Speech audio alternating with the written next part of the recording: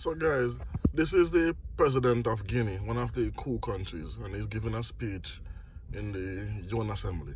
And here in this speech is a very brilliant speech. You have to listen to what he's saying in its entirety, where he's basically telling them that all Africa is finished, those days are done. This is a new Africa, where the new citizens are tired of the colonizers robbing and reaping the benefits of our resources and leaving the country poor. So listen to this speech where he's saying that those days are done, the old Africa is done, where you can just come in and do what you want. This is a new and improved Africa with the younger generation. So listen to this speech and let me know what you think about it in the comment section. My country continues to place hope in the United Nations to find appropriate solutions to the issues our world continues to face. In this context, Mr. President, we believe that the fundamentals which underpinned the creation of our organization must adapt to the profound changes in our society. The theme of this session, peace, prosperity, progress, and sustainability, is topical, evocative, and deserves particular attention on our part. There is a coup epidemic in Africa. Following the COVID-19 pandemic, the continent has been hit by an epidemic of military putsches, particularly in the French-speaking countries south of the Sahara. Everyone condemns them, sanctions them, is disturbed by the sudden resurgence of this phenomenon that we had thought was a thing of the past, and rightly so. But what I wish to say is that the international community must have the honesty and the rectitude to not content itself simply with denouncing the consequences. Rather, it must look to and address the causes. Coups d'etat have multiplied in Africa in recent years because there are deep-rooted reasons for this. And to remedy the problem, ladies and gentlemen, we must look at these root causes. The putschist is not only the person who takes up arms to overthrow a regime.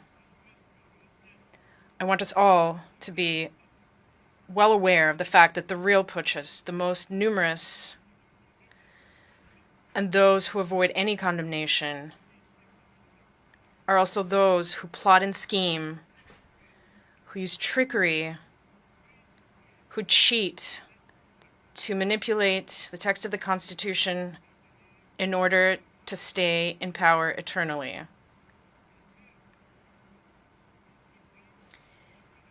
It is those in white-collar jobs who change the rules of the game as the game unfolds in order to keep the reins of power in their hands. These are the most numerous kinds of putschists.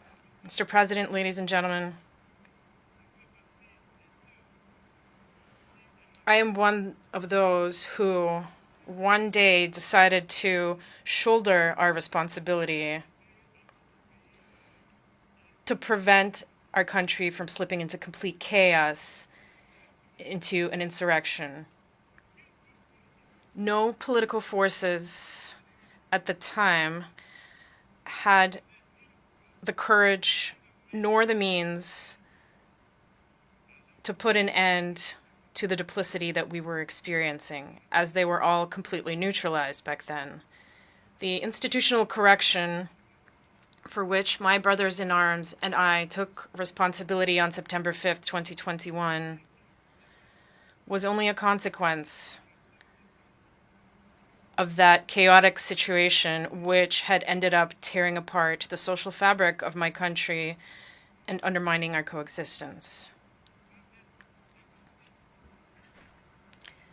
This is not an exhaustive list, but we believe that the transitions underway in Africa are due to several factors, including broken promises, the lethargy of the people, and leaders tampering with constitutions with the sole concern of remaining in power to the detriment of collective well-being.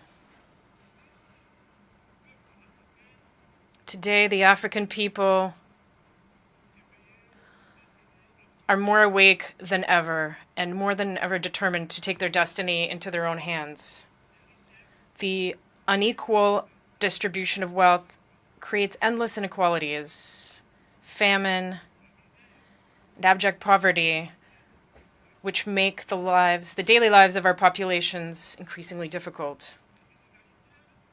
These inequalities are part of the causes for the events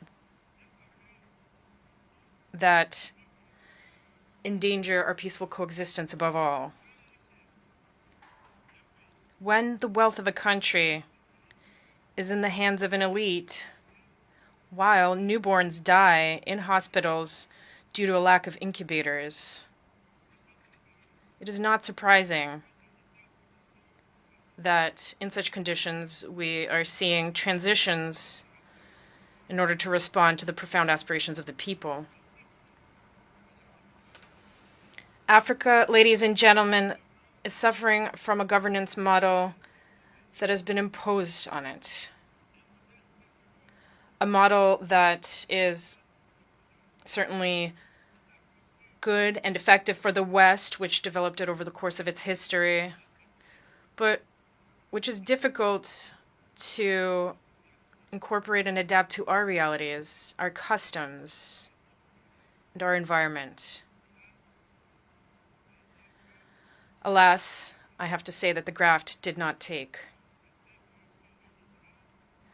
I know that when I say this, many will immediately say to themselves, oh, another warmonger who wants to wring the neck of democracy, or another soldier who wants to impose his dictatorship. However, I want to say very clearly, without hypocrisy, without pretense, eye to eye, we're all aware that this democratic model that you have so insidiously, skillfully imposed on us after the La Baule summit in France, something you've been imposing almost religiously, this model does not work. Various economic and social indices demonstrate this plain and clear. This is not a value judgment on democracy itself. Believe me, this is just taking stock of the situation. It's a balance sheet. Over several decades of chaotic experimentation with this model in our environment, we can make this observation. This was a period full of nothing but political games. And this, of course, has been to the detriment of what is essential, namely the economy and the local processing of our natural resources. Allow me to take this truth exercise a little further. Through my short but very intense experience of managing a state, Guinea, I have come to better understand the extent to which this model has, above all, contributed to maintaining a system of exploitation and plunder of our resources by others, and a rampant corruption of our elites. National leaders who have often been granted democratic labels based on their acquiescence or their capacity for selling off the resources and the property of their people, or perhaps their ease in giving in to the pseudo recommendations and injunctions of the great powers.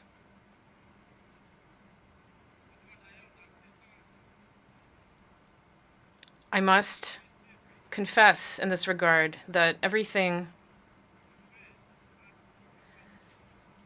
that I am facing goes beyond all imagination. These are the same people who profess democracy, transparency, who denounce poor governance and corruption, who dictate the rules. It is they who, behind the scenes, very discreetly and underhandedly, are increasing pressure to make us cede our national wealth through unconscionable leonine contracts. I understand certain leaders and some of my predecessors who, because they possess certain weaknesses, because they were under pressure, or because they had skeletons in their closets, or particularly because they had a political agenda, gave in to what was being asked of them. I understand them, even if I do not approve. In some cases, I was even reminded that if I had a political agenda, I would be less comfortable carrying out the reforms that my government and I are tackling. One thing is certain. We have but one concern, and that is the well-being of the people and living together. This is our priority.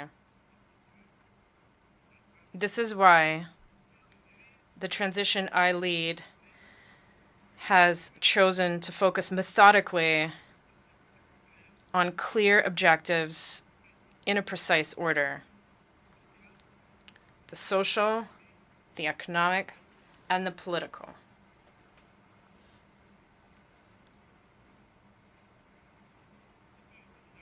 Mr. President, ladies and gentlemen, I wear my uniform in service to my people, and I would be grateful if you would respect that oath. An oath to keep ourselves a respectable distance from divisions of all kinds that many attempt to fuel in our countries. The Sahel is undergoing one of the most serious crises in its very long history. But it has the resources that are required to face it. Its legendary sense of diplomacy must be unleashed so that we can speak to each other without interference.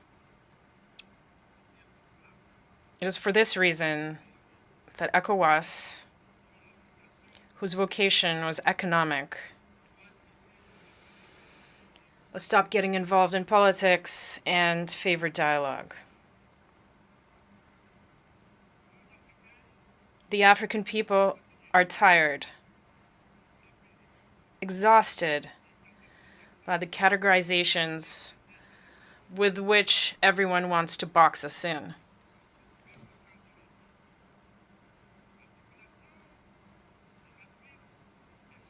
Africa's population is young.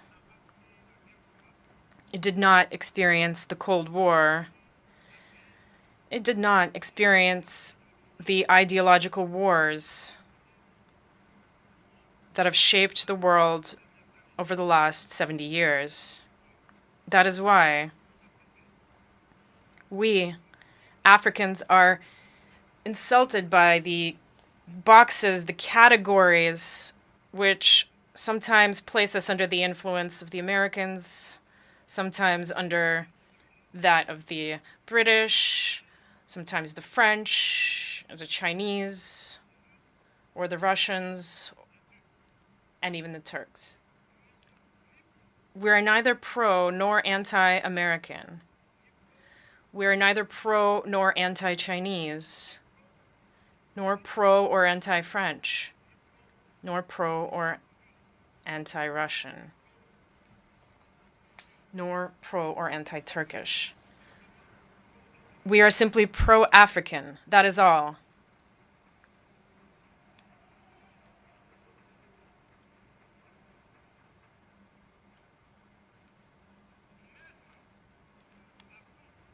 Placing us under the influence of this or that power is an insult.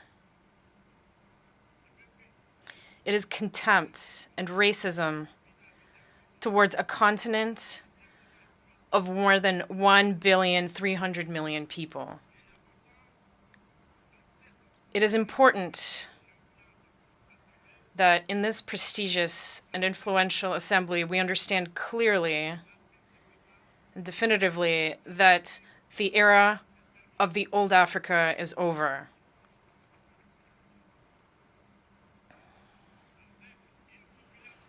With a population of more than 1 billion Africans, around 70% of whom are young people who are completely free, open-minded, open to the world, and determined to take their destiny into their own hands. The time has come to realize that the structures, the rules from the post-war era, established in the absence of our states, which did not yet exist at the time, are obsolete. This is the end of an unbalanced and unjust era where we had no say in the matter.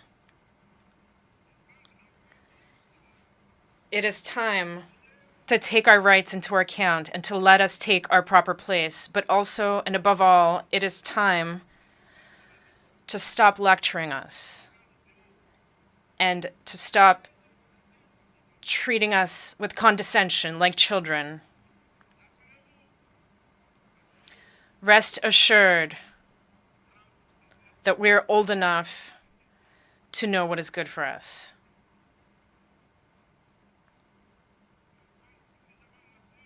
We are mature enough to define our priorities, to design our own models which are in line with our identity,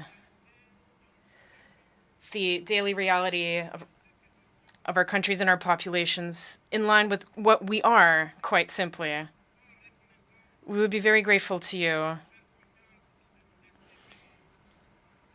if you trust us and let us run our business as you have allowed in certain regions of the world, as you have allowed in Asia, in the Near and the Middle East, to cite only a few. This infantilization that we have experienced has had the worst effect on African youth who are now emancipated. In this context, we are all challenged and called upon to carry out a better analysis of the situation with a view to initiating and pursuing new policies for the benefit of all. The international community must look to Africa with new eyes. It must now engage in genuine cooperation with Africa in a spirit of win-win partnership. I thank you for your attention. Thank you.